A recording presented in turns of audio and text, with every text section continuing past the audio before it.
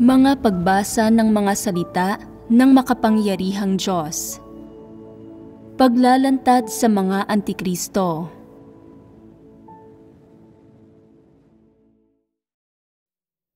Ika-6 na item. Kumikilos sila sa mga tusong paraan. Wala sila sa katwiran at diktatorial sila. Hindi sila kailanman nakikipagbahaginan sa iba at pinipilit nila ang iba na sundin sila. Isang paghihimay sa tuso, wala sa katwiran, at diktatorial na pag-uugali ng mga Antikristo, at kung paano nila pinupwersa ang mga tao na sundin sila. Una, isang paghihimay sa tusong pag-uugali ng mga Antikristo. Noong huli, nagbahaginan tayo tungkol sa ika-5 item ng pagpapamalas ng mga Antikristo. Nililihis, inaakit, pinagbabantaan, at kinokontrol nila ang mga tao. Ngayon, magbabahaginan tayo tungkol sa ika-6 na item. Kumikilos sila sa mga tusong paraan. Wala sila sa katwiran at diktatorial sila. Hindi sila kailanman nakikipagbahaginan sa iba at pinipilit nila ang iba na sundin sila. May pagkakaiba ba sa item na ito at sa ika-5 item? Pagdating sa disposisyon, walang malaking pagkakaiba. Lahat ng pagkilos ng dalawa ay tungkol sa pagsamsam ng kapangyarihan at pagkilos ng walang katwiran at maladiktador. Ang mga disposisyon ay parehong buktot, mapagmataas, pagiging matigas ng kalooban, at malupit. Pareho ang mga disposisyon. Gayunpaman, itinatampok ng ika-6 na item ang isa pang prominenteng pagpapamalas ng mga Antikristo na ang mga kilos nila ay tuso. Tinutukoy nito ang kalikasan ng mga pagkilos ng mga Antikristo. Ngayon, una nating talakayin ang salitang tuso. Sa panlabas, ang tuso ay isa bang mapanghamak o mapagpuring salita? Kung may taong gumagawa ng isang tusong bagay, mabuting bagay ba iyon o masama? Kung may isang taong sinasabing kumikilos sa tusong paraan, mabuti ba o masama ang taong ito? Malinaw na ang mga impresyon at damdamin ng mga tao ay na ang isang taong kumikilos sa tusong paraan ay isang walang kwentang tao. Kung makakatagpo ng isang tusong bagay ang isang tao, ito ba ay nakapagpapaligaya o nakakakilabot? Nakakakilabot ito. Ito ay sadyang hindi mabuting bagay. Sa madaling salita, sa panlabas, ang tuso ay isang mapanghamak na salita. Ito man ay naglalarawan ng mismong kilos o ng paraan ng pagkilos ng isang tao. Wala sa mga ito ang positibo. Tiyak na negatibo ito. Ngayon, ipaliwanag muna natin kung ano ba ang mga pagpapamalas ng pagiging tuso. Bakit ito tinatawag na tuso at hindi mapanlinlang? Ano ang espesyal na implikasyon ng salitang tuso rito? Mas malalim ang pagiging tuso sa pagiging mapanlinlang. Hindi ba't mas matagal at mas mahirap para sa mga tao na mahalata ang isang taong kumikilos sa tusong paraan? Malinaw ito. Kaya, gamitin ninyo ang mga salitang naaarok ninyong lahat para ipaliwanag ang terminong tuso. Dito, ang ibig sabihin ng tuso ay mapanira at mapanlinlang at tinutukoy nito ang di normal na pag-uugali. Ang pagiging di normal na ito ay tumutukoy sa pagiging tagong-tago at hindi maintindihan ng normal na tao na hindi nakikita kung ano ang iniisip o ginagawa ng mga ganitong tao. Sa madaling salita, ang mga pamamaraan, motibo, at panimulang punto ng mga pagkilos ng ganitong tipo ng tao ay partikular na mahirap maarok at minsan mapagpanggap at palihim din ang pag-uugali niya. Sa madaling salita, may isang termino na makakapaglarawan ng aktwal na pagpapamalas at kalagayan ng pagiging tuso ng isang tao. Iyon ay ang kawalan ng kalinawan. Dahil dito, ang mga ito ay nagiging mahirap maarok at hindi maunawaan ng iba. Ang mga pagkilos ng mga antikristo ay may ganitong kalikasan. Ibig sabihin, kapag napagtanto mo at nadama mo na hindi direkta ang mga intensyon nila sa paggawa ng isang bagay, lubhang nakakatakot ito para sa iyo. Pero sa maikling panahon o sa kung anong dahilan, hindi mo pa rin mahalata ang mga motibo at intensyon nila at walang kamalayan mo lang na nadarama na tuso ang mga kilos nila. Bakit ka nagkakaroon ng ganitong uri ng pakiramdam sa kanila? Sa isang banda, ito ay dahil walang sino mang kayang makadama ng sinasabi o ginagawa nila. Isa pa ay palagi silang paligoy-ligoy magsalita. Inililihis ka nila.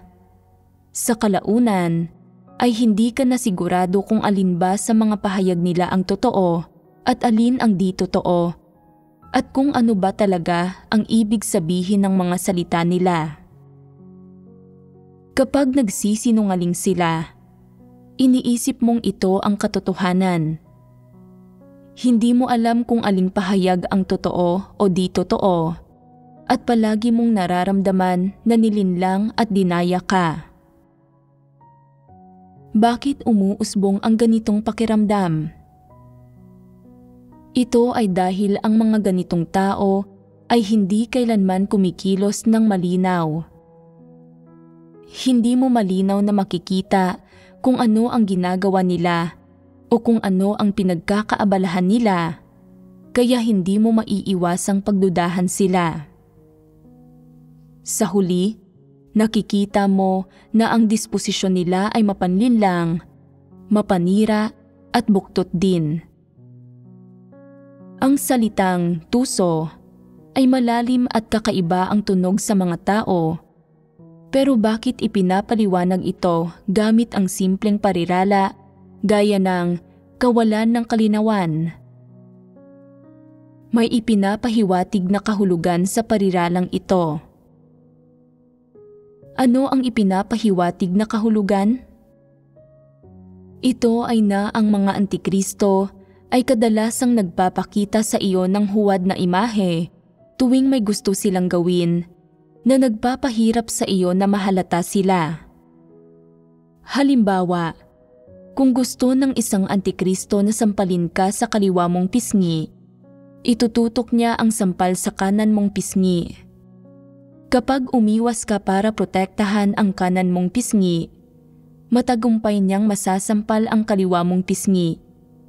At sa gayon ay makakamit niya ang kanyang layon. Ito ang pagiging tuso at pagiging puno ng mga pakana. Lahat ng taong nakikisalamuha at nakikitungo sa kanya ay kinakalkula niya. Bakit palagi siyang nagkakalkula? Maliban sa kagustuhang kumontrol ng mga tao at umuko pa ng lugar sa puso ng mga ito, gusto rin niyang pakinabangan ang lahat ng tao. Dagdag pa rito, matutuklasan mo rin ang isang uri ng buktot na disposisyon sa mga ganitong tao. Partikular silang nasisiyahan sa pananamantala sa ibang tao o paggamit ng sarili nilang mga kalakasan para pagtawanan ang mga kahinaan ng iba, at natutuwa silang paglaruan ang mga tao. Ito ay isang pagpapamalas ng kanilang kabuktutan. Sa makamundong pananalita, ang mga ganitong tao ay itinuturing na matalino. Iniisip ng mga ordinaryong tao, ang mga nakakatanda lang ang pwedeng maging matalino. Ang kabataan ay walang karanasan o makamundong karunungan, kaya paano sila magiging matalino? Tama ba ang pahayag na ito? Hindi. Mali ito. Ang buktot na disposisyon ng mga antikristo ay hindi nakadepende sa edad. Sila ay ipinanganak na taglay na ang disposisyong ito. Kaya lang noong mas bata pa sila at mas kaunti pa ang karanasan nila, ang paggamit nila ng mga ganitong pakana ay maaaring mas payak pa at hindi pa ganoon kapino. Habang tumatanda sila ay nagiging di natitinag, tulad ng matatandang haring dyablo na ang mga pagkilos ay mahigpit na natatago at ganap na hindi maiintindihan ng karamihan ng tao. Kakabigay ko lang sa inyo ng pahapyaw na paliwanag ng salitang tuso. Kaya ngayon magbahaginan tayo tungkol sa mga partikular na kalagayan at pagpapamalas ng pagiging tuso. Hindi ba't karapat-dapat itong pagbahaginan? Kung hindi tayo magbabahaginan tungkol dito, makikilatis kaya ninyo ang mga ito? Mahahalata ba ninyo ang mga ito? Hindi. Hindi sa ganap na hindi mo kayang makilatis o mahalata ang mga ito. Paminsan-minsan mararamdaman mo ring talagang tuso ang isang partikular na tao. Napakatuso na nauuwi kang sumunod sa kanya kahit pagkatapos kanyang ipagkanulo at na kailangan mong mag-ingat sa kanya.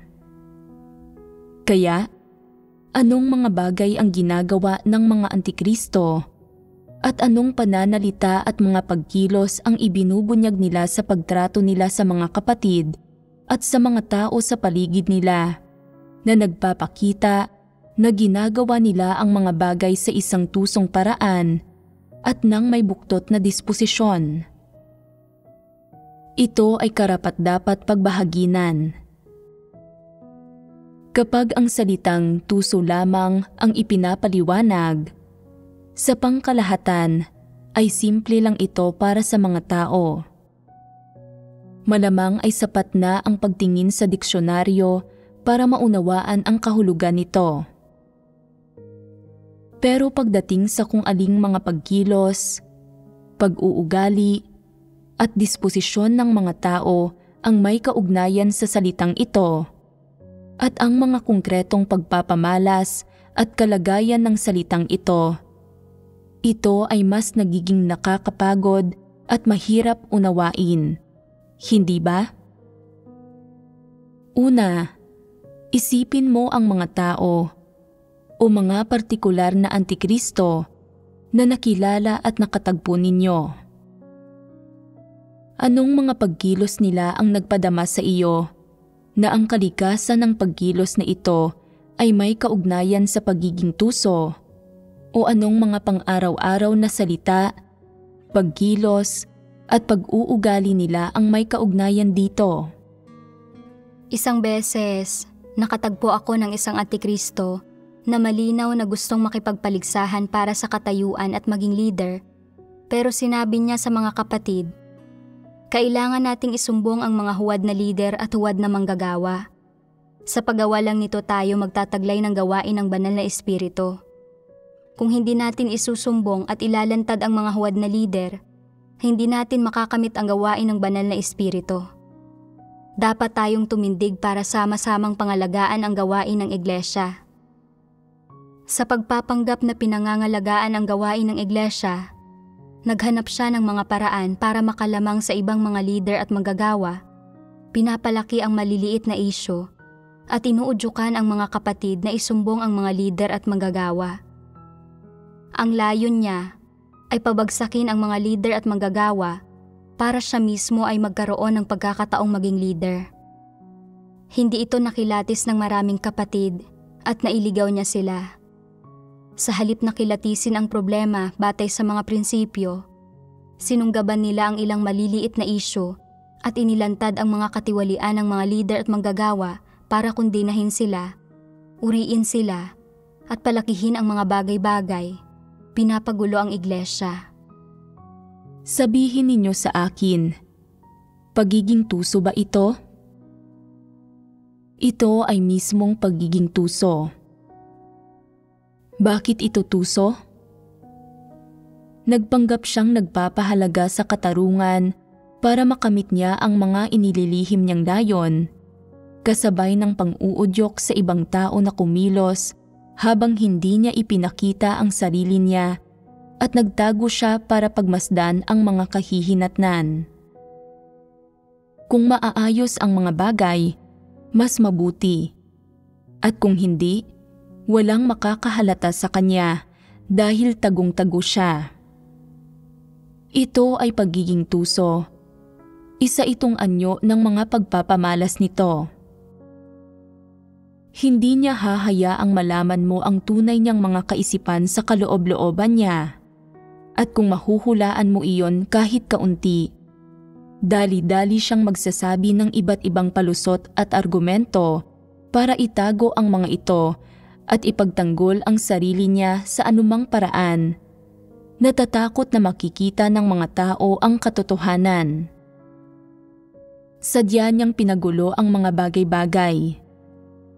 Ito ay pagiging tuso. Sino pa? Ilang taon na ang nakalilipas, isang grupo ng mga antikristo ang lumitaw sa ating iglesia at kinuha ang kontrol. Iniwang magulo ang gawain ng iglesia.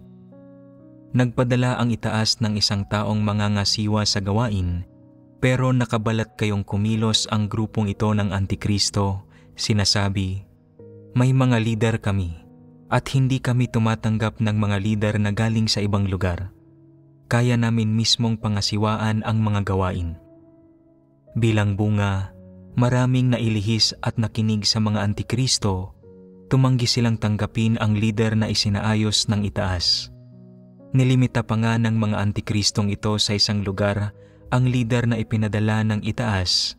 Pinagbawalan siyang makisalamuha sa mga kapatid at ginawa nilang imposible para sa kanya na makatulong sa gawain ng iglesia o magpatupad ng anumang gawain. Ito ay lubhang katusuhan ng mga antikristo. Ano ang tinatago nilang motibo? Gusto nilang kontrolin ang iglesia at magtayo ng sarili nilang nagsasariling kaharian. Ito ay tuso. Ito ang uri ng bagay na ginagawa ng mga antikristo. Ano ang mga pangunahing pagpapamalas ng mga antikristong kumikilos sa tusong paraan? Ang isa ay kawalan ng kalinawan, at ang isa pa ay palihim silang nagsasaalang-alang ng mga di mabanggit na pakana. Kung isisiwalat nila sa lahat ng tao ang mga plano at intensyon nila, maisa sa katuparan ba nila ang mga ito? Tiyak na hindi. Bakit ganito gumawa ng mga bagay-bagay ang mga taong gumagamit ng mga tusong pamamaraan? Ano ang balak sa likod ng mga pagkilos na ito? Hanggang ngayon, ang mga naisip ninyo ay pagkontrol lang sa iglesia. Pero ang ilang bagay ay walang kinalaman sa pagkontrol sa iglesia o pagkontrol sa ibang tao. Ang panlilihis sa mga tao ng isang iglesia o ng isang rehiyon ay medyo malaking bagay.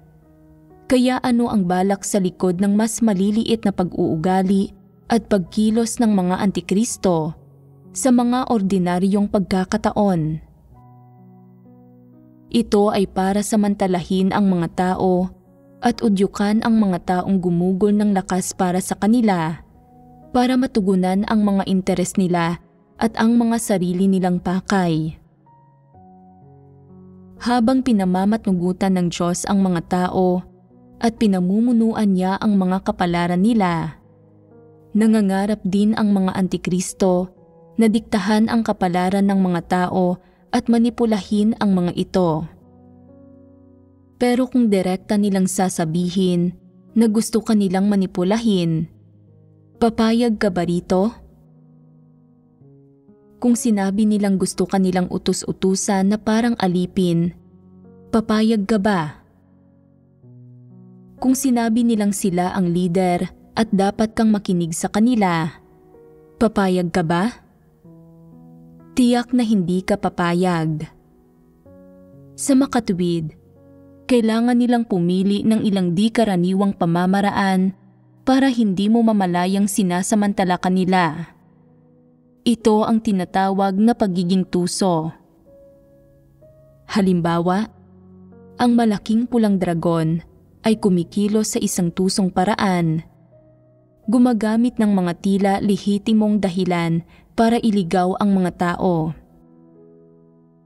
Paano nito nakumpiska ang mga ari-arian ng mga may-ari ng lupa at ng mga kapitalista? May isinulat bang pulisiyang naghahayag na dapat ibalik sa estado ang lahat ng ari-arian na higit sa isang partikular na halaga? Gagana ba ito kung ipinahayag ito ng hayagan? Hindi ito gagana. Dahil hindi ito gagana, ano ang ginawa nito? Kinailangan nitong humanap ng paraan na pinaniniwalaan ng lahat na tama para mapangatwiranan nito ang pagkumpiska at pagsamsam sa mga ari-arian ng mga may-ari ng lupa at mga kapitalista. Tinanggalan nito ng kapangyarihan ang mga may-ari ng lupa at ang mga kapitalista. Pinayaman ang estado at pinalakas ang pamumuno nito. Paano iyon ginawa ng malaking pulang dragon? Isinulong nito ang pag-atake sa mga may-ari ng lupa at pamamahagi ng lupa sa iba, at pagkakapantay-pantay ng lahat. At pagkatapos ay gumawa ito ng mga kwento gaya ng ang batang babaeng puti ang buhok para pagmukhaing may sala at kondinahin ang lahat ng may-ari ng lupa at kapitalista.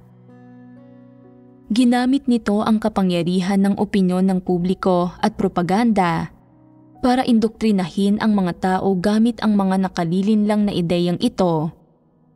Ipinapaisip sa lahat ng taong hindi nakakaalam na ang mga may-ari ng lupa at kapitalista ay masasama at hindi kapantay ng masang nagtatrabaho, na ngayon ang mga tao na ang nasusunod sa bansa nila, na ang estado ay pag-aari ng mga tao, na ang iilang individual na ito ay hindi dapat magmay-ari ng napakalaking yaman, at na dapat itong kumpiskahin at ipamahagi sa lahat ng tao. Dahil sa pang-uudyok ng gayong tinatawag na mabubuti, tama, at mga para sa mahirap na ideolohiya at teorya, nailigaw at nabulag ang mga tao, at nagsimula silang lumaban sa mga lokal na negosyante at umatake sa mga may-ari ng lupa at kapitalista.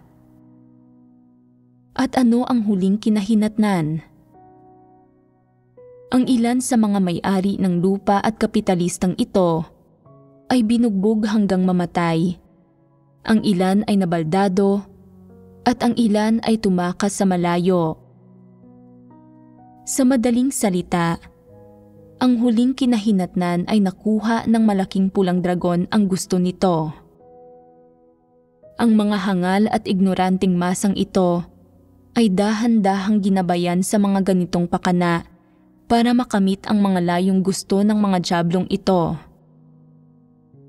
Sa gayon ding paraan, gumagamit din ang mga antikristo ng mga ganitong tusong pamamaraan kapag gumagawa sila ng mga bagay-bagay. Halimbawa, kapag ipinareha ang isang antikristo sa isang tao para sa tungkulin ng pamumuno at nakita niyang ang taong ito ay may pagpapahalaga sa katarungan, nauunawaan ang katotohanan at kaya siyang kilatisin, nagsisimula siyang mag-alinlangan. Sisiraan kaya ako ng lalaking ito pagtalikod ko? May pinaplano ba siya ng palihim? Bakit hindi ko siya madiin? Nasa panig ko ba siya o hindi? Isusumbong kaya niya ako sa itaas?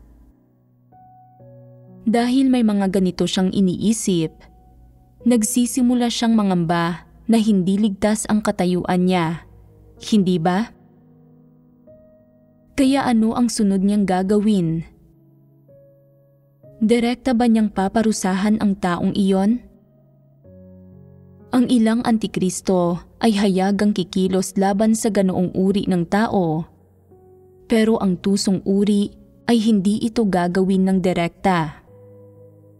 Sa halip, magsisimula sila sa pagkausap sa ilang kapatid na kung ikukumpara sa iba ay mas mahina, magulo ang isip at walang pagkilatis. Tatanungin at susuriin sila ng maingat. Si ganito at ganyan ay higit 1 dekada ng mananampalataya. Kaya dapat may kaunting pundasyon na ang pananampalataya niya, hindi ba? Pwedeng tumugon ang isang tao. Talagang may pundasyon siya. Sa lahat ng taong iyon ng pananampalataya sa Diyos, tinalikuran niya ang pamilya at propesyon niya. Mas malakas ang pananalig niya kaysa sa atin. Makakabuti para sa iyo ang makapareha siya. Sasabihin ng antikristo, oo, mabuti iyon. Pero hindi siya kailanman nakikihalubilo sa ibang kapatid. Mukhang hindi siya pala kaibigan. Pwedeng idagdag ng isa pang tao. Hindi iyan ang kaso. Mas hinahangad niya ang katotohanan kaysa sa atin. Madalas tayong magkakasamang nag-uusap, pero kadalasan ay ginugugol niya ang oras niya sa pagbabasa ng mga salita ng Diyos, pakikinig sa mga sermon at pag-aaral ng mga himno. At kapag kasama natin siya, ay nakikipagbahaginan siya ng mga salita ng Diyos.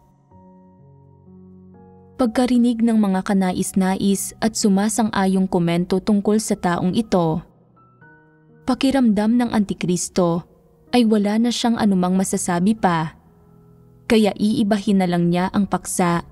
Sasabihing, maraming taon na siyang nananampalataya sa Diyos at mas may karanasan siya kaysa sa atin.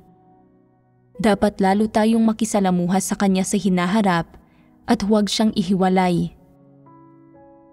Pagkarinig nito, wala pa ring nakikilatis ang iba.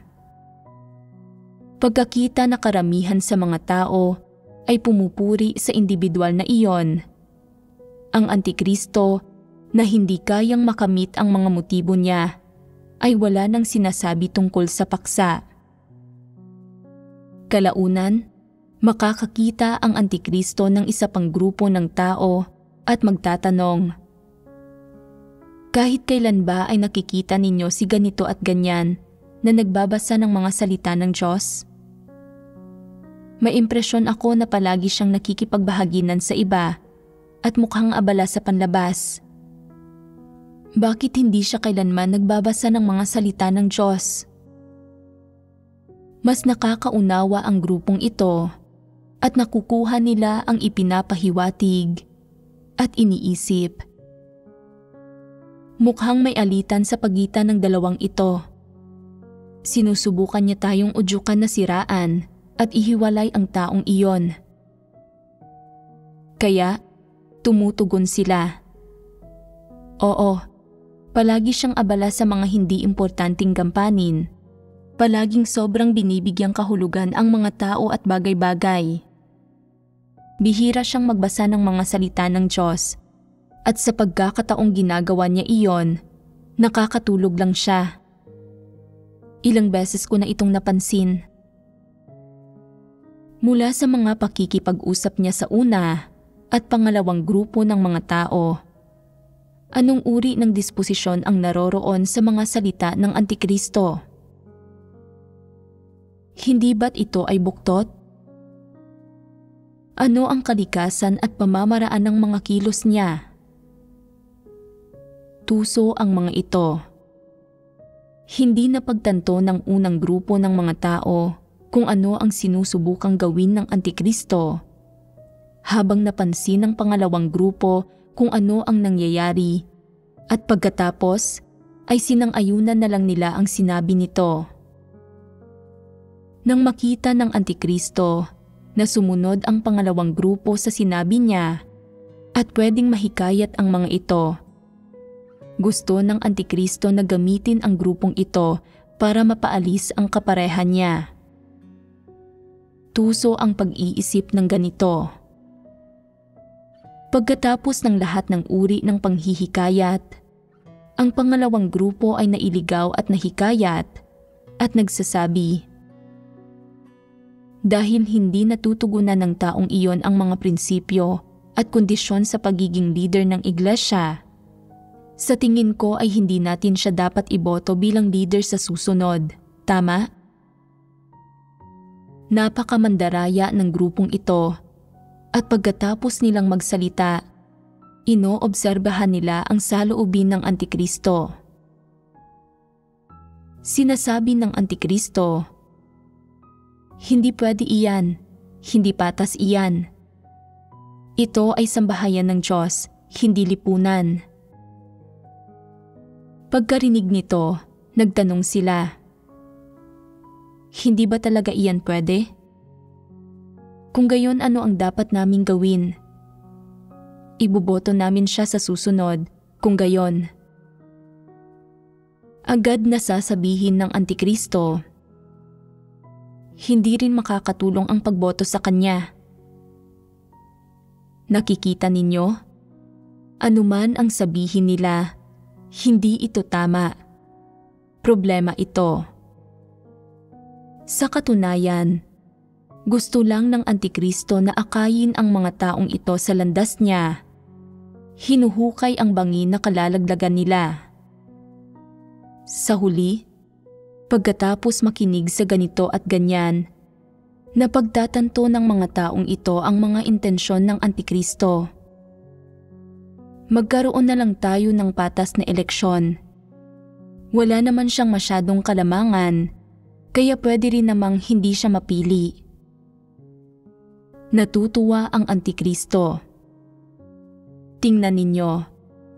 Narito ang isang lobo at ilang soro, at mahigpit silang nagsasama-sama sa pagkilos. Ito ang prinsipyo at kalikasan ng mga pagkilos na ginagawa ng Antikristo at ng mga puwersang sumusunod sa kanya sa iglesia. Ito ang pagpapamalas niya. Sinasabi ng mga taong sumusunod sa mga Antikristo, bumoto tayo. Bukod dito, hindi rin naman siya ganoon kagaling. Kung buboto tayo, pwede namang hindi siya mapili. May kaduda-duda ba rito? May pinaplano ba sila?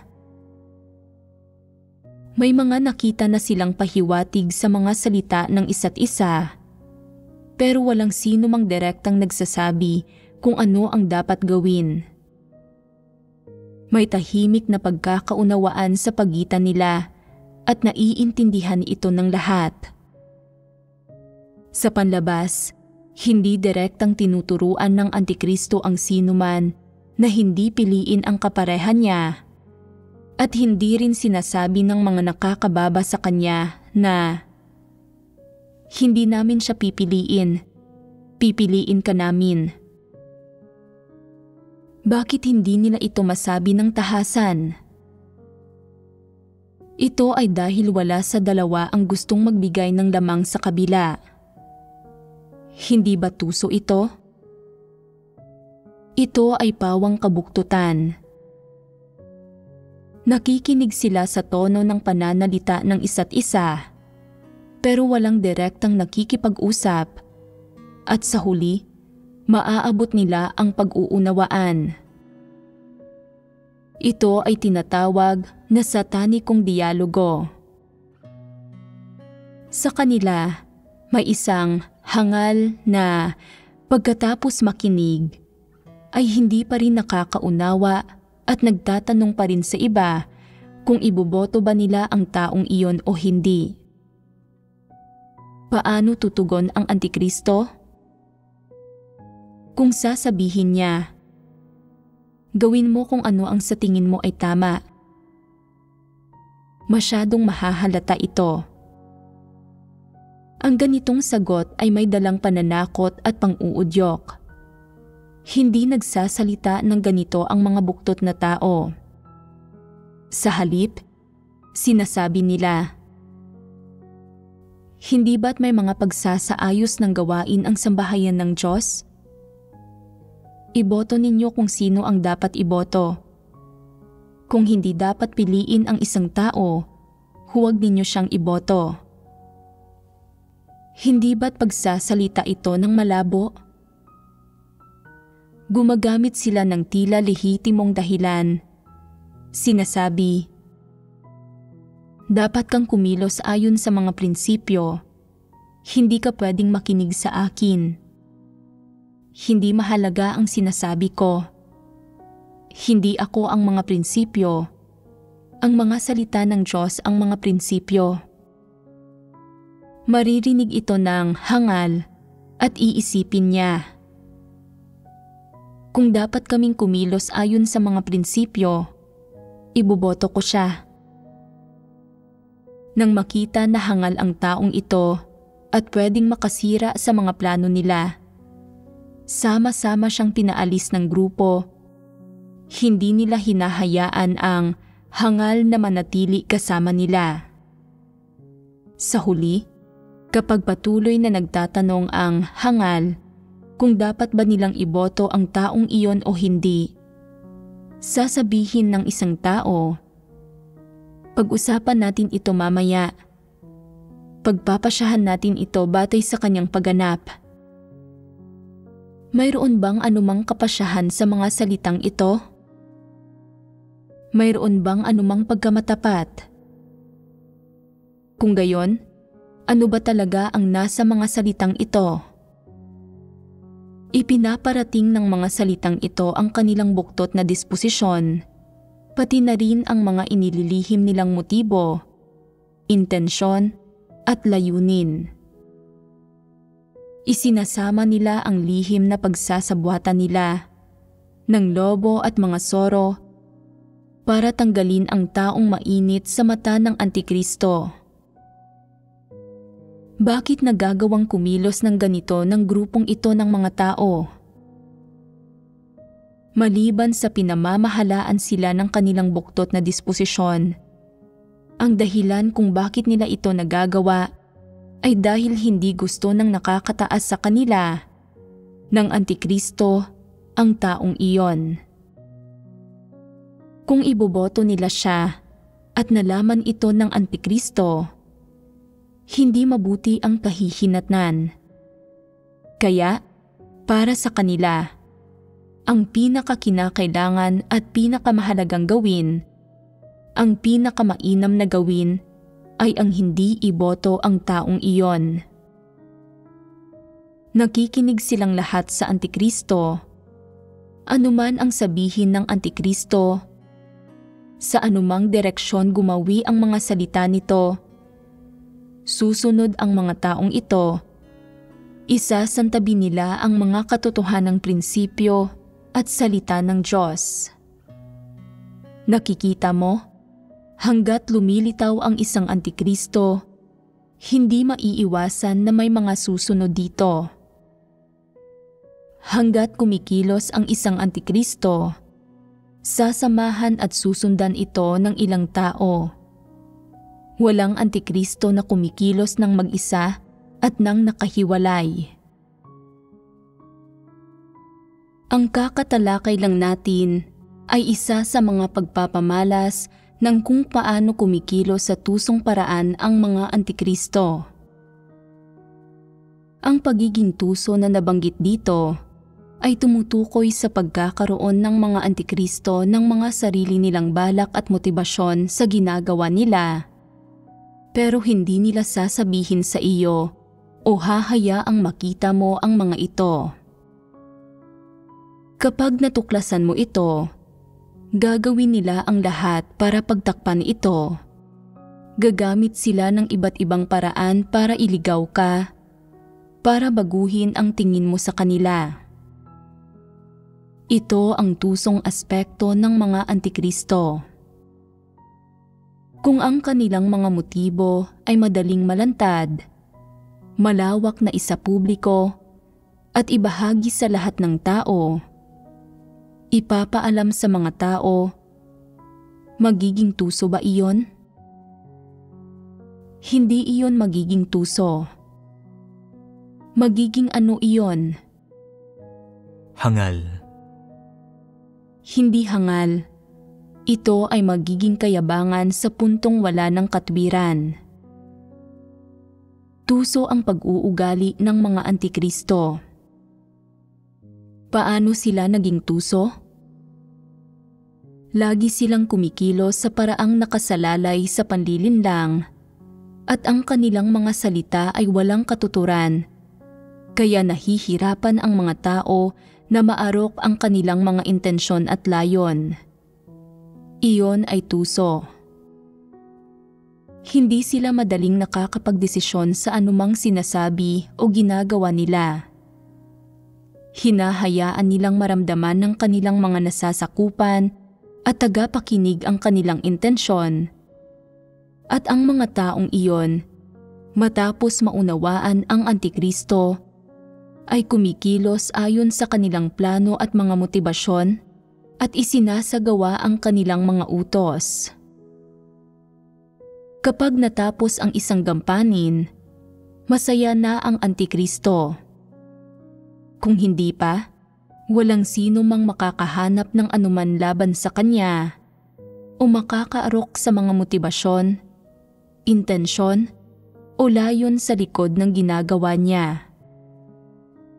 Ang pagiging tuso ng ginagawa ng mga Antikristo ay nasa mga tagong pakana at mga lihim na layon na pawang para linlangin, paglaruan at kontrolin ang lahat ng iba pa.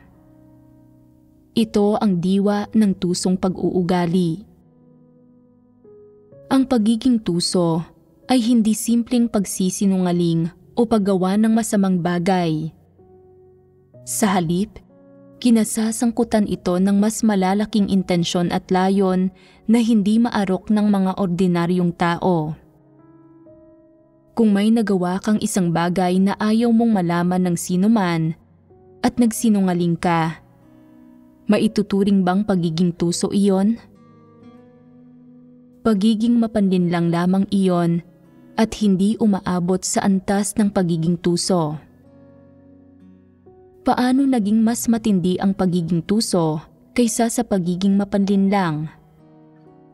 Hindi ito maarok ng mga tao. Nahihirapan ang mga tao na maarok ito.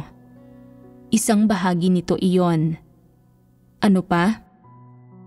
Walang masasabing masama ang mga tao laban sa isang tusong tao.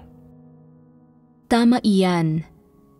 Mahirap para sa mga tao na makakita ng anumang masamang masasabi laban sa kanya. Kahit alam ng ilang tao na nakagawa ang taong iyon ng masasamang bagay, hindi nila matukoy kung siya ba ay isang mabuti o di mabuting tao, isang masamang tao o isang Antikristo. Hindi siya nahahalata ng mga tao, kundi iniisip nila na mabuting tao siya at maaari niya silang mailihis. Pagiging tuso iyon. Ang mga tao ay karaniwang mahilig magsinungaling at magplano ng mga munting pakana. Pagiging mapanlinlang lamang iyon. Ngunit mas mapanira ang mga Antikristo kaysa sa mga karaniwang mapanlinlang na tao. Para silang mga haring dyablo. Walang sino mang makaarok sa ginagawa nila. Kaya nilang gumawa ng maraming masasamang bagay sa ngalan ng katarungan at pumipinsala sila ng mga tao, pero pinupuri pa rin sila ng mga tao. Ito ay tinatawag na pagiging tuso. May insidente noong nakaraan kung saan ang isang lider, habang nakikipag-usap at nakikipagbahaginan sa itaas, ay sinabihan tungkol sa ilang plano ng gawain ng sambahayan ng Diyos. Noong panahong iyon, hindi pa formal na inilabas ang pagsasaayos ng gawain. Pagbalik niya, nagsimula siyang magpakitang gilas, pero hindi mo masabi kung ito ay pagpapakitang gilas. Napakaseryoso ng pagkikipag-usap niya sa pagtitipon, at sa gitna ng pagbabahagi niya, bigla na lang niyang sinabi ang isang bagay na wala pang nakakarinig dati. Hanggang ngayon, nakumpleto na ang bawat hakbang ng gawain ng Diyos at naging matatag ang mga tao. Simula sa susunod na buwan, palalawakin natin ang pangangaral ng Ebanghelyo, kaya kailangan nating magtatag ng mga pangkat ng mga taga-Ebanghelyo. Paano dapat itatag ang mga pangkat ng mga taga-Ebanghelyo? May ilang detalye rito. Nang marinig ito ng iba, inisip nila, saan galing ang mga salitang ito? Hindi pa naglalabas ng anumang pagsasaayos ng gawain ang itaas. Paano niya nalaman? Siguro ay nahuhulaan niya ang mangyayari sa hinaharap. Sila ay sumasamba sa kanya, hindi ba? Agad na nagbago ang saloobin ng mga tao sa kanya. Ang tanging ginawa niya ay banggitin ang pagtatatag ng mga pangkat ng mga taga-Ebanghelyo, pero wala siyang ginawang anumang partikular na gawain pagkatapos. Sumigaw lang siya ng mga walang kabuluhang slogan. Siyempre, may layon siya sa pagsigaw ng mga walang kabuluhang slogan. Nagpapakitang gilas siya. Gusto niyang mataas ang tingin sa kanya ng mga tao na sambahin siya. Hindi nagtagal, inilabas ang pagsasaayos ng gawain mula sa itaas. Nang makita ito ng mga kapatid, namangha sila at nagsabing, "Ang galing, hindi ba't malapropesiya ito? Paano mo nalaman ang tungkol dito? Mas nauunawaan mo ang katotohanan kumpara sa amin. Mas mataas ang tayog mo. Napakababa ng tayog namin." Noong panahon nang ipalaganap ang Ebanghelyo, nasabi mo na sa amin, samantalang manhid kami at walang kamalay-malay. Tingnan mo, hindi ba't umaayon ang ibinahagi mo sa pagsasaayos ng gawain mula sa itaas? Nagkataong tumugma ito at ngayon pinatunayan na. Sa pamamagitan ng insidenteng ito, lalo pa siyang sinamba ng lahat ng tao at hindi sa ordinaryong paraan, kundi ng may ganap na pagpapasakop, halos abot na sa punto ng pagluhod at pagyuko sa harap niya. Karamihan ng tao ay hindi alam ang bagay na ito. Kung hindi siya mismo ang nagsalita, walang makakaalam. Ang Diyos lang ang may alam. Ito ay napakalinaw na bagay at hindi niya ito ibinunyag kanino man. Sa halip pinili niyang linlangin sila ng walang pakundangan. Maituturing bang tuso ang pag-uugaling ito? Bakit niya nilinlang ng ganito ang iba? Bakit niya nagawang umasal at kumilos ng ganito? Ano ba talaga ang iniisip niya sa kanyang puso? Gusto niyang makita siya ng mga tao bilang naiiba. Naisipin nila na hindi siya ordinaryong tao. Ito ba ay isang bagay na dapat matagpuan sa normal na pagkatao? Ang mga kilos ng ganitong tao ay kasuklam-suklam at walang kahihiyan. Maituturing mo ba itong tuso? Bukod pa sa pagiging tuso, ito rin ay medyo kasuklam-suklam. Sa mga antikristo, may isang uri ng tao na hindi kailanman naringgang magsabi ng anumang mali o nakita ang gumawa ng anumang mali. Ang ginagawa nila at ang paraan ng pagkilos nila ay itinuturing na mabuti at sinasang-ayunan ng lahat. Madalas silang nakangiti, may mukhang tulad ng isang maawaing santo, hindi nagpupungos ng sinuman. Anuman ang mga maling ginagawa ng mga tao, palagi silang nagpaparaya sa kanila na may pusong mapagpatawad gaya ng sa isang mapagmahal na ina.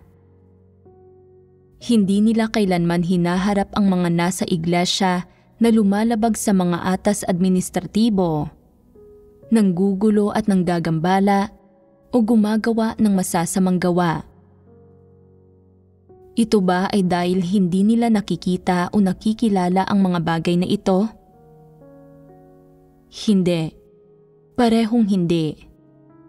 Nakikita at nakikilatis nila ang mga ito, pero sa puso nila, naniniwala sila na kapag nilinis ang mga taong ito at naging mapayapa ang iglesia, na puno lang ng matatapat na taong naghahangad sa katotohanan at tunay na ginugugol ang mga sarili nila para sa Diyos, sila mismo ay madaling makikilatis at baka hindi na magkaroon ng mapanghahawakan sa iglesia. Kaya, pinananatili nila ang mga taong ito sa paligid nila. Pinapahintulutan nilang patuloy na gumawa ng masama ang masasamang tao, patuloy na magsinungaling ang mga sinungaling, at patuloy na manggulo ang mga nanggugulo. Tinitiyak nilang sa pamamagitan ng mga panggugulong ito ay hindi kailanman magiging payapa ang iglesia at sa gayon ay sinisiguro nila ang sarili nilang katayuan. Kaya, sa sandaling may taong patatalisikin, pakikitunguhan, ihihiwalay o tatanggalin sa posisyon nila, ano ang sinasabi nila? Dapat bigyan natin ang mga tao ng pagkakataong magsisi. Sino ba ang walang pagkukulang o katiwalian? Sino ba ang hindi nakagawa ng mga pagkakamali? Dapat matuto tayong magparaya. Pag-iisipan ito ng mga kapatid at sasabihin nila, nagpaparaya kami sa mga taong tunay na nananampalataya sa Diyos at may mga pagsalangsang o na mga hangal at ignorante, pero hindi kami nagpaparaya sa masasamang tao. Masamang tao siya. Tutugon ang Antikristo. Paano siya naging masamang tao? Paminsan-minsan lang ay nagsasabi siya ng masasakit na salita. Hindi iyon kasamaan. Ang mga taong pumapatay at nanununog sa mundo, sila ang tunay na masasamang tao. Pero ano ba talaga ang iniisip ng Antikristo? Masamang tao siya? Kasing sama ko ba siya? Hindi mo pa nakikita kung ano ang ginawa ko. Hindi mo alam kung ano ang nasa aking isipan. Kung alam mo, hindi ba't aalisin ninyo ako? Iniisip ba ninyong alisin siya? Hindi pwede. Hindi kita hahayaang harapin siya. Sino mang mangangahas, magagalit ako sa kanila. Papahirapan ko sila. Sino mang mangangahas na harapin siya, patatalsikin ko. Pero sasabihin ba nila ito ng malakas? Hindi. Hindi nila sasabihin. Ano ang gagawin nila kung gayon?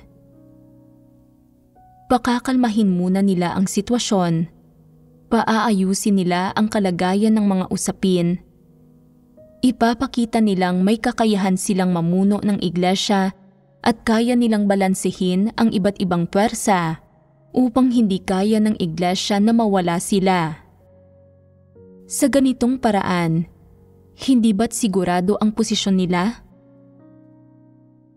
Sa sandaling sigurado na ang posisyon nila, hindi ba't napapanatili na rin ang kanilang kabuhayan? Ito ang tinatawag na pagiging tuso. Kaya hindi mahalata ng karamihan ng tao ang mga ganitong individual. Bakit hindi? Hindi sila kailanman nagsasabi ng katotohanan, ni basta-basta kumikilos. Ano mang hingin ng itaas na gawin nila, iraraos lang nila. Ano mang libro ang dapat ipamahagi, ipapamahagi nila ito. Pinapanatili nila ang ilang pagtitipon sa isang linggo at hindi nila sinusolo ang pagbabahaginan sa mga pagtitipon. Sa panlabas, mukhang perpekto at walang kapintasan ang lahat ng bagay. Walang masasabing puna. Pero may isang bagay na matutukoy ninyo. Hindi sila kailanman humaharap sa masasamang tao. Sa kabaligtaran, pinoprotektahan nila ang mga ito. Palagi nilang pinagtatakpan at pinagtatanggol. Hindi ba tuso ito? Ano ang tuso na aspekto ng pag-uugali nila rito? Ano ang pinagtutuunan? Dapat maging malinaw ang mga ito. Hindi sila kailanman nagsasabi ng katotohanan. Palaging nagsisinungaling para linlangin ang sambahayan ng Diyos.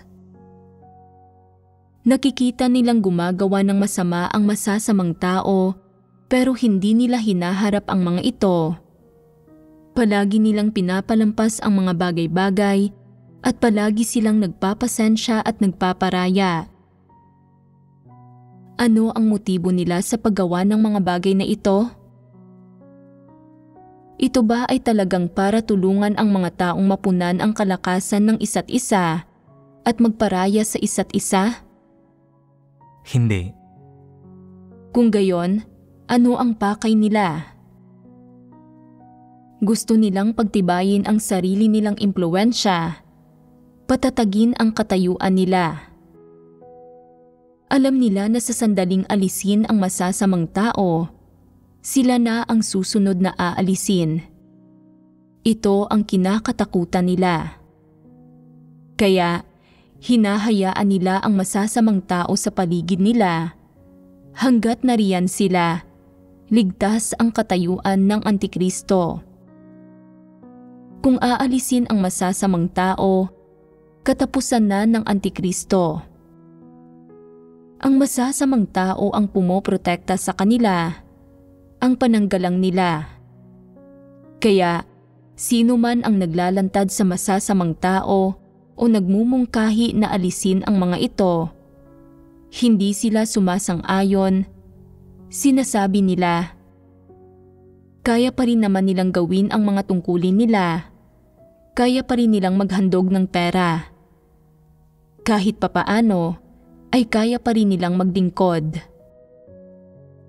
Humahanap sila ng mga dahilan at palusot para ipagtanggol ang masasamang tao. At, karaniwan, hindi nakikita ng mga taong walang pagkakilatis ang mga mapaminsalang intensyong natatago sa loob nila. Hindi nila kayang kilatisin ito. May iba pa bang pagkakataon kung saan may iniwang malalim na marka sa inyo ang mga tuso na kilos ng isang Antikristo? Magbahagi ang isa sa inyo. May isang kapatid na leader ng pangkat ng mga taga-ebanghelyo at buwan-buwan, nakakakamit siya ng ilang tao.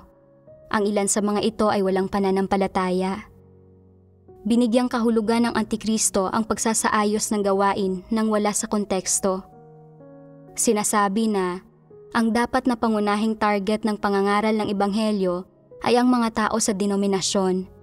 na pangalawa lamang ang mga walang pananampalataya at na kung ang pangunahing pagtutuunan ay ang mga walang pananampalataya, ito ay isang seryosong paglabag sa pagsasaayos ng gawain.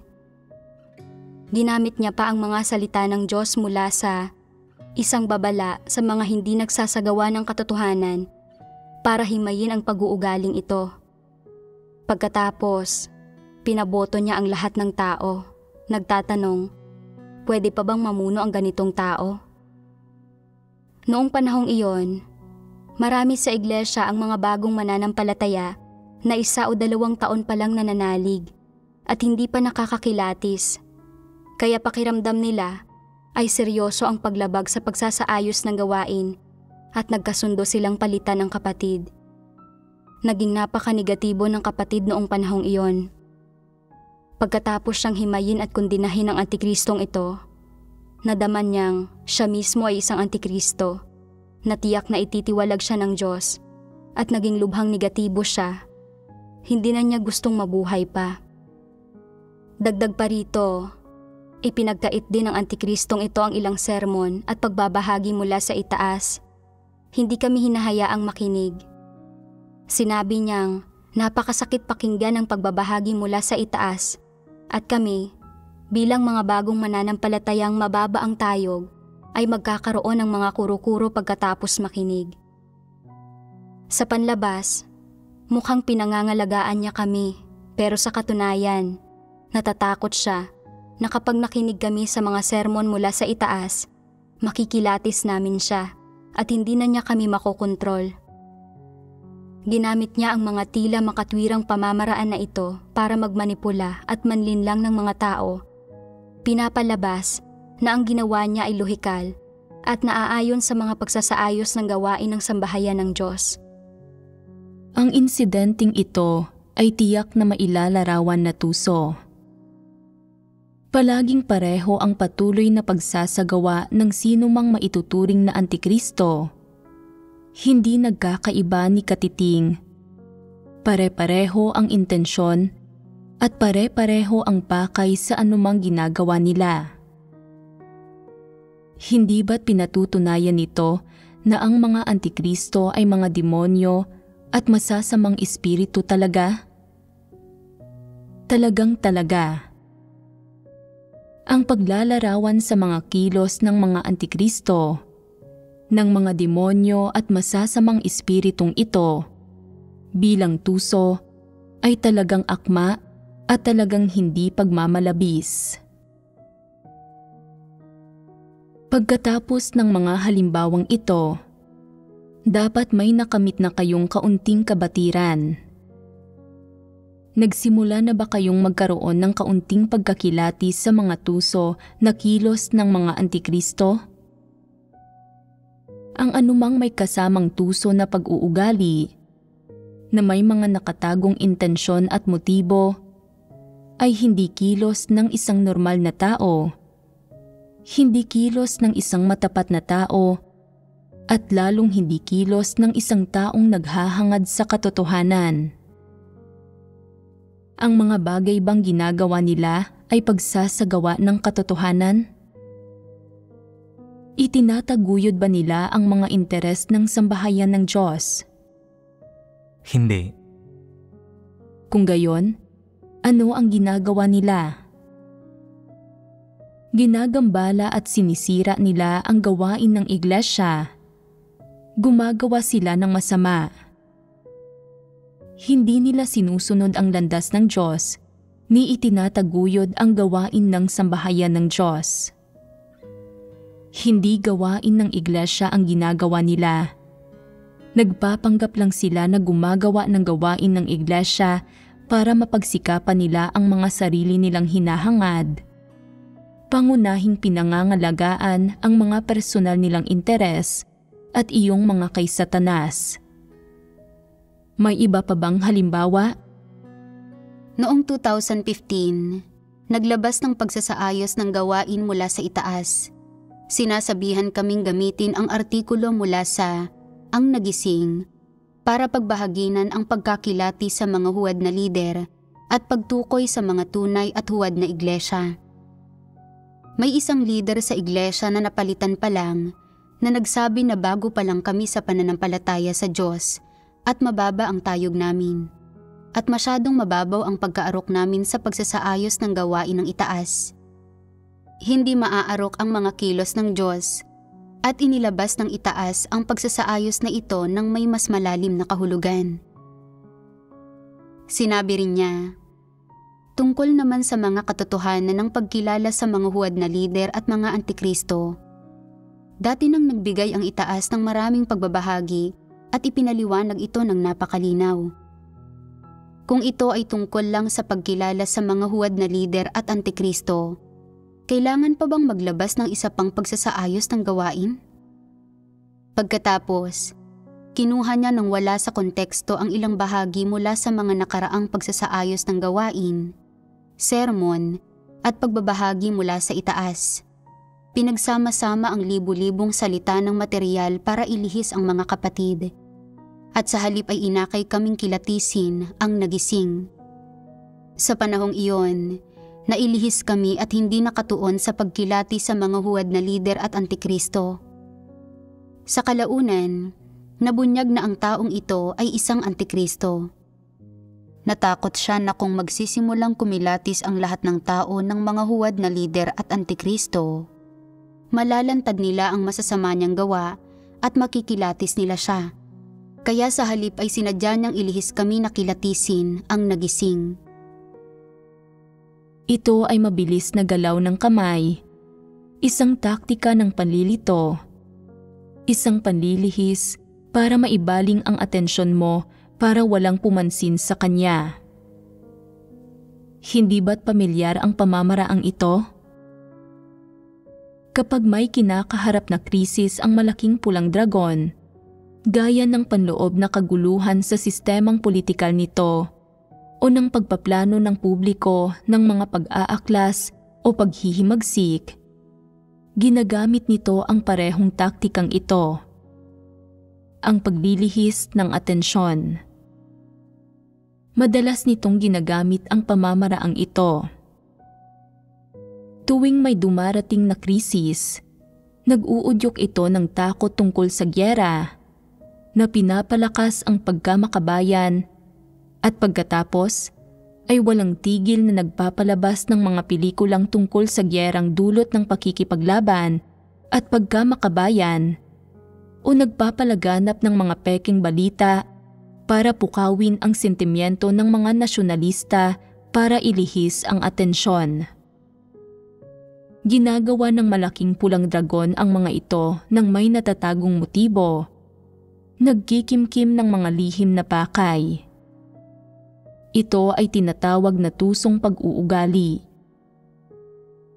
Sino ba ang ninuno ng mga antikristo? Ito ay ang malaking pulang dragon, ang Diablo. Parehong-pareho ang kalikasan ng mga kilos nila na para bang magkasabwat sila. Saan nanggaling ang mga pakana at pamamaraan ng mga antikristo? Tinuruan sila ng mga ninuno nila, ng mga Diablo at ni Satanas. Nananahan si Satanas sa kalooban nila, kaya ang pagkilos nila sa tuso na pamamaraan ay normal lang para sa kanila. Ibinubunyag nito ng buong buo na mayroon silang kalikasan ng isang antikristo. Gusto kong magbahagi ng isang halimbawa. Ang kasong ito ng isang antikristo ay nangyari sa kanayunan ng Jijin. Tagsibol noon ng taong 2012. Ang isang antikristong nagngangalang An ay nagpalaganap ng maraming nakalilinlang na paniniwala sa iba't ibang iglesia at sumulat pa nga siya ng maliit na aklat na may titulong Ang Pinaka-Pinahahalagahan ng Diyos Bago Lisanin ang Mundo, na pribado niyang ipinamahagi sa lahat ng iglesia. Ipinahayag niya na ang pinaka-pinahahalagahan ng Diyos bago lumisan ay kung makikinig ba ang mga taong hinirang ng Diyos sa taong ginamit ng banal na espiritu pagkatapos niyang lumisan, kaya dapat naming maunawaan ang mga layunin ng Diyos. At na ngayon, sapat na ang pagbabasa lang ng mga sermon, pagbabahaginan, at pagsasaayos ng gawain ng taong ginamit ng banal na Espiritu, pinapalitan ang pangangailangang kainin at inumin ang mga salita ng Diyos. Bilang resulta, maraming kapatid ang nailigaw. Tumigil silang kumain at uminom ng mga salita ng Diyos na mismong ang layong gustong makamit ng Antikristo. Nariyan ang pagiging mapanira ng Antikristo sa ilalim ng pagbabalat kayo niya na nagpapatotoo siya sa taong ginamit ng banal na Espiritu. Inilayo niya ang mga tao mula sa mga salita ng Diyos. Inabandona ang pagkain at pag-inom ng salita ng Diyos habang ipinaparamdam din sa mga tao na nauunawaan niya ng lubusan ang puso ng Diyos. Inisip niya kung ano ang pinaka-pinahahalagahan ng Diyos bago lumisan, kaya mataas ang tingin ng mga tao sa kanya at sinamba nila siya. Bakit niya itinaas ang taong ginamit ng banal na Espiritu? Tao ang taong ginamit ng banal na Espiritu at gayon din siya. Sa pagtaas niya sa taong ginamit ng banal na Espiritu, sa totoo lang ay pinapasamba at pinapataas niya ang sarili niya sa mga tao. Iyon ang layon niya. Hindi natin pwedeng husgahan lang kung tama ba o mali ang sinabi niya. Kailangan nating tingnan ang mga kahihinatnan at layuning nakamit ng mga salita niya. Iyon ang susi. Kaya, ang balak niya sa pagtataas ng taong ginamit ng banal na Espiritu ay talagang para pataasin ang sarili niya. Iyon ang pakay niya. Alam niya na ang pagtataas sa taong ginamit ng banal na Espiritu ay tiyak na hindi tututulan ni numan at sasang-ayunan siya ng mga tao at itataas siya. Pero kung direkta niyang itataas at patototohanan ang sarili niya, pwede siyang ilantad, kilatisin at itaboy ng mga tao. Sa makatwid, ginamit ng Antikristo ang taktika ng pagtataas sa taong ginamit ng banal na Espiritu para makamit ang pagtataas sa sarili at pagpapatotoo sa sarili. Ito ang pagiging tuso ng Antikristo. Talagang tuso ang mga ikinilos ng Antikristong sian. Madaling nailigaw ng mga ito ang mga tao. Ito ay karaniwang insidente ng Antikristo. Dapat na ang mga hinirang na tao ng Diyos ay matutong kumilati sa kasong ito ng Antikristo. Maunawaan ang mga tuso na aspekto ng mga Antikristo. Gayon din ang mga karaniwang pamamaraang ginagamit ng mga ito para makamit ang kahihinatnan na pagliligaw sa mga tao. Ang pagkaunawa sa mga ito ay malaki ang pakinabang para makilala ng mga tao ang mga Antikristo. Sino pa ang may halimbawang ibabahagi? Mayroon din akong kaso ng Antikristong ibabahagi. Nangyari ang insidenteng ito sa kanayunan ng Henan. Mga taong 2011, ang Antikristong si Yu na isang huwad na lider na pinalitan ay itinalaga ng iglesia na mamahala sa gawain ng pag-aalis dahil may ilang kaloob at karanasan siya sa gawain. Sa panahong iyon, inilabas ang pagsasaayos ng gawain mula sa itaas para tuluyang ilantad at tanggalin ang mga huwad na lider at Antikristo. Nakita ito ni Yu na mahilig sa katayuan bilang isang oportunidad para makabalik. Sa pagpapanggap niyang nagpapatupad siya ng pagsasaayos ng gawain, patuloy siyang nakipagbahaginan sa mga kapatid para masundan ang daloy ng gawain at pagtuon ng banal na espiritu sa pagkilala sa mga huwad na lider at Antikristo. Gayunpaman, hindi siya nagbahagi ng mga prinsipyo ng pagkilala sa mga ito at sa halip ay ibinaling niya ang atensyon namin sa mga lider at manggagawa. Sa bawat pagtitipon, hihilingin niya sa mga kapatid na magsalita tungkol sa pagganap ng mga lider at manggagawa. Pagkatapos naming magsalita, susunggaban niya ang ilang paglihis at ibubunyag niya ang mga tiwaling disposisyon sa gawain nila. Palalalain niya ang kalikasan ng mga isyong ito. Direkta niya silang tatawagin na mga huwad na lider at papalitan sila. Pagkatapos, patuloy siyang magpapatotoo sa mga kapatid tungkol sa pagtanggal niya sa mga huwad na lider at manggagawang ito na nagpaparamdam sa kanila na marunong siyang kumilatis at may kakayahan siya sa trabaho niya. Ang totoo, pakay niyang gamitin ang pagtanggal sa mga lider at manggagawang ito bilang oportunidad na makabalik at magpatuloy bilang lider. Dahil iniligaw sila ni Yu, pagkatapos nilang makita ang mga ibinunyag na katiwalian at paglihis ng mga lider at manggagawa sa gawain nila, nagsimulang mag-isip ang mga kapatid kung huwad na lider ba ang mga ito at kinuwestiyon pa nga nila ang mga lider ng iglesia sa lahat ng antas. Bigong normal na makipagtulungan sa gawain ng mga lider at manggagawa. Maraming lider at manggagawa na mababa ang tayog ang labis ding napigilan, nabubuhay sa kalagayan ng pagiging pasibo at pag-iingat. Hindi normal na magampanan ang mga tungkulin nila na nagdulot ng kaguluhan sa iglesia. Sa panahong iyon, maraming taong sumamba sa Antikristong ito at mga 100 iglesia ang nailigaw at nakontrol ng Antikristong ito. Kahit pagkatapos malantad ang Antikristong ito, may ilang tao pa rin na hindi makakilala sa kanya, naniniwalang itinataguyod niya ang gawain ng iglesia at may ilan pang ipinaglaban siya.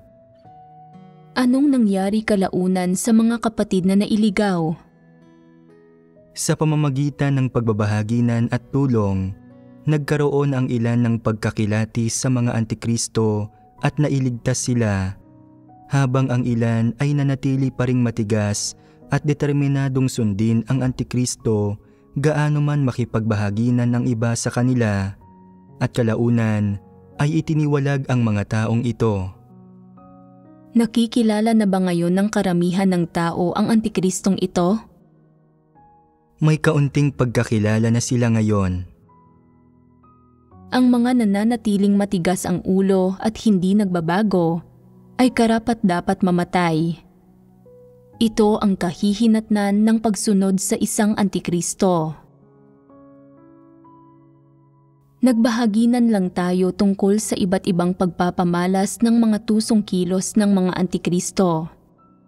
Ngayon, gumawa tayo ng pagbubuod. Ano ang diwa at disposisyong ipinapahayag ng ganitong pag-uugali ng mga Antikristo? Ito ay disposisyong pangunahing inilalarawan ng kabuktutan. Kung gayon, pwede ba natin sabihing ang mga taong may buktot na disposisyon ay karaniwang kumikilos sa tusong paraan at ang mga kumikilos sa tusong paraan ay may napakabuktot na disposisyon? Lohikal na pangangatwiran ba ito? Kahit na medyo mukhang pangangatwiran ito sa panlabas, sa katunayan, ganito talaga ang mga bagay-bagay. Ang mga taong may buktot na disposisyon ay madalas kumikilos sa mga pamamaraang tuso. Ang kalikasang diwa ng tusong pagkilos ng mga Antikristo ay nanggaling kay Satanas. Sadyang malinaw na katulad sila ng mga dyablo at ni Satanas. Sa pagsubaybay sa pagkilos ng mga Antikristo, mauunawaan mo kung paano kumikilos ang mga dyablo at si Satanas. Ang mga totoong dyablo at Satanas, ang malaking pulang dragon, ay kumikilos ng mas masahol pa rito. Maging ang isang simpleng Antikristo ay maaaring kumilos ng napakatuso, gamit ang mga tusong taktika, nagsasalita ng walang iniiwang butas, ginagawang imposible para kanino man na makahanap ng kapintasan o mahuli sila. lalo pa ang matatandang dyablo at si Satanas. Kung titingnan mula sa perspektiba ng tusong pag-uugali ng mga antikristo, ang mga ordinaryong taong walang katayuan na madalang makipag-usap o magtapat sa iba, na kumikilos ng hindi hayagan at ayaw ipaalam sa iba kung ano ang iniisip nila o ang pinag-iisipan nilang gawin sa kaloob-looban nila at ang mga intensyon nila sa pagkilos na malalim na itinatago at mahigpit na binabalutan ang kanilang mga sarili. Hindi ba't magkakaroon din ng bahid ng pagiging tuso ang kanilang pananalita at pagkilos? Kung hindi makaklasipika na antikristo ang mga ganitong tao, tiyak na tinatahak nila ang landas ng antikristo. Ito ay tiyak. Ang mga tumatahak sa landas ng isang antikristo, kung hindi nila tatanggapin ang pagpupungos o pakikinggan ang mungkahi ng iba, at lalo na kung hindi nila tatanggapin ang katotohanan, sa sandaling magkamit sila ng katayuan, ay tiyak na magiging antikristo sila. Hindi ito magtatagal. Kung may ganitong buktot na disposisyon ang ilang tao at minsan na nilang tinahak ang landas ng isang antikristo, nagpapakita ng ilang pagkakapareho sa isang antikristo, pero pagkatapos tumanggap ng pagpupungos ay nagsisisi sila, tumatanggap sa katotohanan, tumatalikod sa dating landas, at lubusang nagbabago at nagsasagawa ng katotohanan. Ano ang magiging resulta? Ang ganitong pagbabago ay lalong maglalayo sa kanila mula sa landas ng isang antikristo, kaya mas madali para sa kanilang pumasok sa tamang landas ng pananampalataya sa Diyos. At pagkatapos, ay magkakaroon sila ng pag-asang maligtas.